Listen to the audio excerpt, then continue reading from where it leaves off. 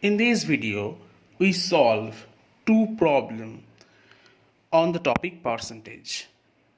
In the first problem, we have if Nita's salary is 25% more than Papia's salary, then the percentage by which Papia's salary is less than Nita's salary. We first write Nita's salary here and Papia's salary here. If we assume Papia's salary is rupees 100, then Nita's salary would be 125 because it is given in the problem that Nita's salary is 25% more than Papia's salary. Now, if we assume Nita's salary is 100, we have to find the Papia's salary.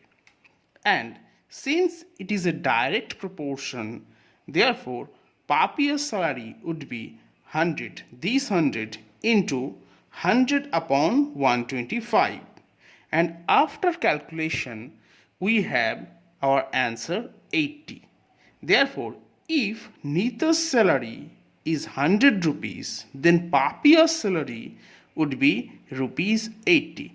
Therefore, Papia's salary is less than Nita's salary by 100 minus 80. This means 20%.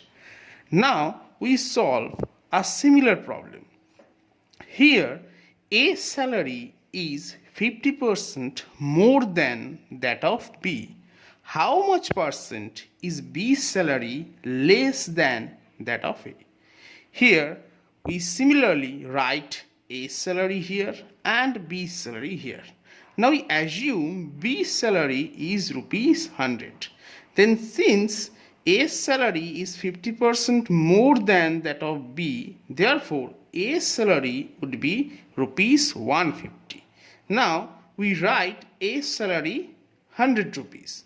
Now since it is a direct proportion, therefore if A's salary is rupees 100, then B's salary would be equal to 100 into 100 upon 150. After calculation, we have 66 whole 2 by 3.